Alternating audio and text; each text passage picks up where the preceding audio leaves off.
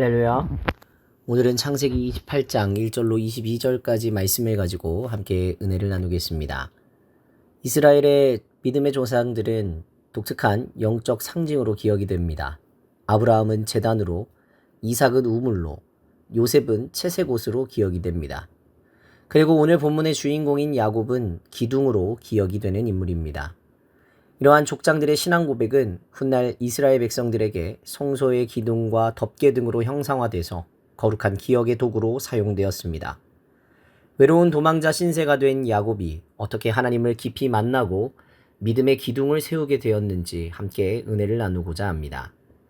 형의 분노를 피해 도망치던 야곱은 해가 지자 베델에 머물게 됩니다. 그가 그곳에 멈춘 것은 예배하기 위함이 아니라 더 이상 도망할 곳이 없어 임시 방편으로 멈춰선 것이었습니다. 기댈 곳조차 하나 없는 처지가 되어 돌 하나를 베개 삼아 누운 길 위에 도숙 신세가 되었습니다.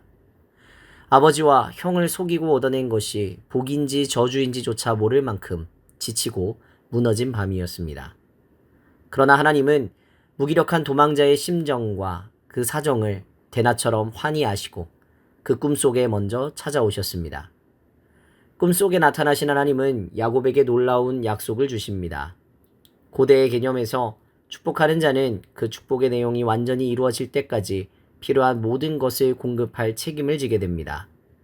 하나님은 야곱을 향한 언약의 축복을 정확히 기억하고 계셨습니다. 도망자 야곱에게 먼저 찾아오신 하나님은 철저한 보호와 동행을 약속하시며 땅과 자손에 대한 축복이 완전히 성취되기까지 모든 책임을 다하시겠다고 선언하십니다. 인간의 시선으로 볼 때 야곱의 취약함은 부끄러운 약점이지만 하나님의 시선에서는 일하시기 가장 좋은 하나님의 시간이었습니다. 잠에서 깬 야곱은 자신이 누워있던 척박한 장소에 대한 시선과 인식이 완전히 바뀌었습니다. 자신이 베고 잤던 차가운 돌을 가져다가 기둥으로 세우며 그곳에 깊은 영적 의도와 의미를 담아 보존합니다. 이 돌기둥은 훗날 인생의 방향을 찾는 이들에게 중요한 표식이 되고 하나님의 임재를 상징하는 거룩한 공간이 되었습니다.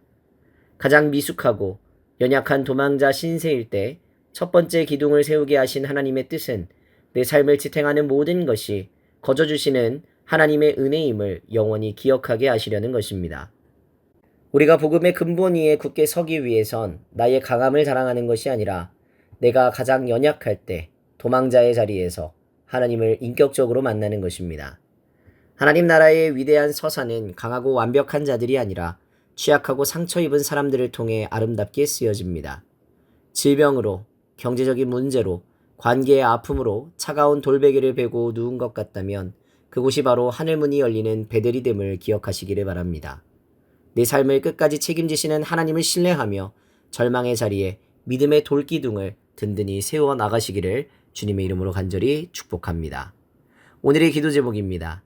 인생의 광야에서 지치고 무너진 순간 하늘문을 여시고 먼저 찾아와 위로하시는 하나님을 만날 수 있도록 나의 연약함과 취약함이 오히려 하나님의 일하시는 통로가 됨을 믿고 삶의 자리에 감사의 돌기둥을 세울 수 있도록 기도하시기 바랍니다. 기도하겠습니다. 우리를 고아처럼 버려두지 않으시는 주님, 인생의 지독한 외로움과 고통 가운데에서 돌베개를 베고 지쳐 누워있는 우리를 대낮처럼 아시고 찾아와 주시니 감사합니다. 가장 취약하고 무력한 순간에 하늘의 위로를 부어 주시옵소서. 나를 향한 복을 끝까지 책임지시고 동행하여 주시는 주님의 언약을 굳게 붙잡게 하여 주시옵소서.